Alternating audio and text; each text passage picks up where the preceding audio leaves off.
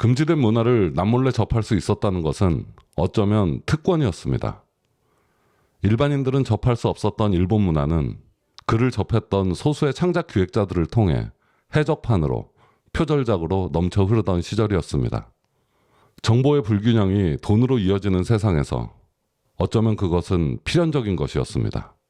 기존 한국 드라마의 상투적인 틀을 깨며 젊은 층에게 어필한 새로운 형식의 드라마들은 여지없이 표절 시비에 휘말렸고, 방송국의 코미디 작가나 PD들이 새 코너를 구상할 때는 일본으로 출장을 가 호텔방에 처박혀 일본 방송을 녹화한 비디오 테이프를 수십 개씩 들고 돌아온다는 이야기들은 공공연한 비밀이었습니다.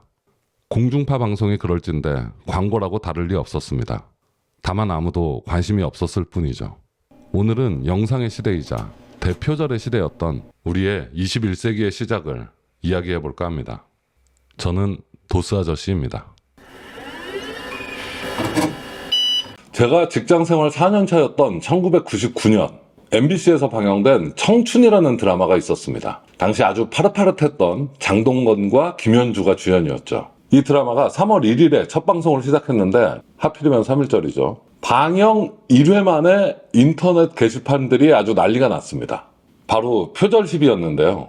2년 전 일본에서 대히트를 기록했던 드라마 기무라 타쿠야, 마츠다 가코 주연의 러브 제너레이션을 표절했다는 의혹이었습니다. 그리고 의혹은 사실로 판명되면서 2회 만에 대본을 부랴부랴 다 뜯어고치고 결국 10회 만에 조기 종영을 하게 되죠. 애초 기획은 16부작이었다고 합니다.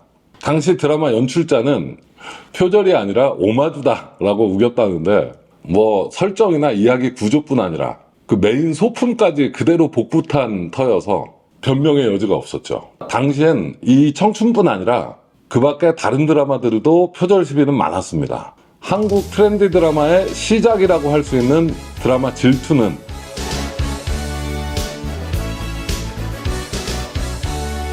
일본의 도쿄 러브스토리를, 전도연, 조인성 주연의 SBS 드라마 별을 쏟아는 지금은 전설이 된 드라마 롱 버케이션을 표절했다는 의혹으로부터 자유롭지 못했죠. 이 드라마뿐만 아니라 코미디 쪽은 더 심했습니다. SBS 개국과 함께 엄청난 인기를 끌었던 최양락, 이봉원 콤비의 좋은 친구들은 일본의 톤네루즈라는 쇼의 포맷을 그대로 가져왔고, 몰래카메라는 말할 것도 없고, 봉숭아 학당 등의 꽁트나 분장 등 코미디 프로는 표절이 아닌 것을 찾기가 더 어려웠을 정도였습니다. 그런 시대였습니다. 일본의 음악을 표절하는 건 아주 흔한 일이었고, 방송도 일본 거를 그냥 갖다 써도 소비자들은 아무도 모를 거라 믿었던 시절이었죠. 일본의 문화는 대중들에게는 금지된 것이었으니까요. 그런데 이 드라마와 코미디 등의 방송뿐만이 아니라 TV 광고 역시 마찬가지였습니다. 저는 대학에서 광고를 전공해서 1학년이었던 91년부터 CF 프로덕션 등 이 광고 회사에 실습을 자주 나갔습니다. 그때 저한테 주로 주어졌던 업무가 자료를 찾으라는 거였는데, 그 외국 광고 비디오들을 보면서 이 아이디어에 도움될 만한 광고들을 레퍼런스로 모으는 일이었죠. 덕분에 남들은 볼 수 없는 해외 광고들을 참 많이 접했습니다. 그리고 그 외국 광고들은 레퍼런스가 되는 게 아니고 그냥 그대로 갖다 찍어버리는 일이 흔했습니다. 특히 이 과자나 음료 같은 식품 광고들은 일본 거를 참 많이도 베끼던 시절이었습니다. 어린 마음에 실망을 참 크게 했던 기억입니다. 제가 고등학교 때 광고인이 되고 싶다라는 꿈을 꾸게 만들었던 광고. 우린 이 느낌 알고 있지. 느껴요 코카콜라. 가슴을 적시는 이 느낌. 난 느껴요 코카콜라. 언제나 새롭게 느껴지는 건 코카콜라. 당시 저의 최애 광고였던 그 코카콜라 광고는 91년에 일본의 코카콜라 광고를 보면서 우리의 순수 창작물이 아니었다는 사실을 알게 됐죠.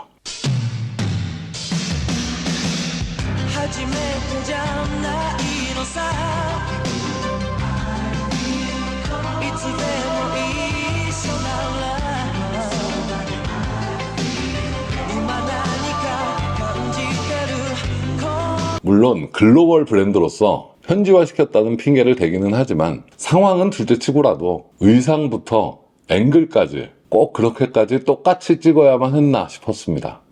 그리고 그 광고를 찍었던 감독님께서는 그 광고 이후로 아주 잘 나가셨습니다. 제가 그렇게 90년대가 대표절의 시대라는 사실을 알게 해준 동네가 바로 동부 이촌동이었습니다.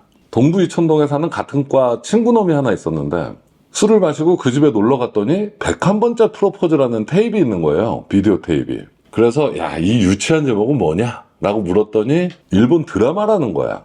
동부 이촌동에서는 이 비디오 가게에서 일본 드라마랑 일본 쇼프로 같은 거를 대여를 해줬다고 그러더라고. 자막도 다 있었습니다. 그 101번째 프로포즈를 호기심에 한번 꽂아봤다가 밤을 꼴딱 새고 11편을 정주행했습니다. 그게 사실 상당히 심파성 드라마였는데 중간중간에 이 개그 코드가 들어있어요. 우리나라 드라마에는 없던 거죠. 심파면 그냥 쫙 슬프고 진지하게 가야 되는데 이 드라마는 중간중간 되게 웃겨. 그런 개그 코드가 있는 게 굉장히 신선하고 좋았습니다. 그리고 이건 술기운이었겠지만 마지막 회를 보고는 눈물을 질질 흘렸습니다. 확신의 F죠. 그날 이후로 차게 나스카가 부른 주제가 Say Yes를 비디오에서 이렇게 직접 녹음을 해서 듣고 다니곤 했습니다. 또 같이 봤던 친구들끼리는 한국 배우로 가상 캐스팅을 해가면서 그 드라마에 푹 빠져 지냈던 기억입니다. 저와 친구들의 캐스팅은 주인공 역의 임현식 아저씨였습니다. 약간 못생겼으면서 웃겼어야 되거든요. 그 보는 눈들은 다들 비슷한지 이후에 우리나라에선 문성근, 김희애 주연의 영화로도 리메이크가 됐죠. 나중에는 뭐 SBS에서 이문식, 박선영이 주연했던 리메이크가 또 있었던 걸로 압니다. 둘 다 원작만 못했죠. 그렇게 그 친구가 정기적으로 공급해주는 비디오 테이프로 일본 드라마를 접하다가 고속 인터넷 시대가 열리며 저는 일본 드라마의 바다로 빠지게 됩니다. 와레즈, 토렌트 등을 통해서 자막 파일이 별도로 제공되는 AVI 파일들을 받게 되죠. 롱 베케이션, 러브 제너레이션, 히어로 등을 회사에서 퇴근도 안 하고 밤새워서 하루에 한 시즌씩을 몰아봅니다. 그러면서 이제 마츠다카코에 푹 빠지고 춤추는 대수사선, GTO, 고쿠센 등을 보다 보니까 일본어가 들리기 시작하는 거예요. 기모찌, 야메떼밖에 모르던 제가 일본어 상용구들이 들리기 시작하는 겁니다. 기적 같은 일이죠. 그게 다 그 자막 작업 해주시던 능력자분들의 숭고한 수고 덕분이라고 생각합니다. 돈도 안 되는 그 일을 순수한 열정 하나로 덕분에 제 20대 도파민이 참 따뜻했습니다. 많이 늦었지만 정말 감사드립니다. 반면에 영어는 미국 영화를 그렇게 보고 듀오링고를 460일 연속으로 학습하고 있음에도 안 들립니다. 2000년대에 들어서는 일본 드라마들이 거의 실시간으로 올라왔습니다. 월요일 9시 드라마를 게츠구라고 하는데 이 후지 테레비의 메인 드라마 시간이죠. 월요일 날 9시에 이제 일본에서 방송을 하면 그 다음 날인 화요일 날 오후가 되면 그 드라마가 자막 파일과 함께 우리나라 인터넷에 올라옵니다. 그렇게 본 드라마가 기무라 타쿠야, 다케우치 육고 주연의 프라이드였습니다. 지금은 고인이 되셨지만 그때 다케우치 육고에 또 한동안 푹 빠져 살았죠. 그 프라이드가 제가 열정을 가지고 봤던 마지막 일본 드라마였던 것 같습니다. 넷플릭스에서 작년에 핫스팟이라는 드라마를 정말 재밌게 봤습니다. 되게 웃겨요. 강력 추천드립니다. 얼마 전 니혼TV에 주방의 아리스라는 드라마가 우리나라의 드라마 이상한 변호사 우영우를 표절했다는 기사를 봤습니다. 참 격세지감이죠. 30년이 지나니까 주어와 목적어가 이렇게 바뀌나 싶어서 조금 통쾌하기도 하고 한편으로는 헛웃음도 납니다. 창작자에게 표절의 유혹은 국경도 없고 시대도 없구나 싶습니다. 그때 제가 몰래 보던 그 일들은 지금은 우리나라 OTT에서 언제든 볼 수 있더라고요. 참 오래 살고 볼 일입니다. 다들 장수하세요.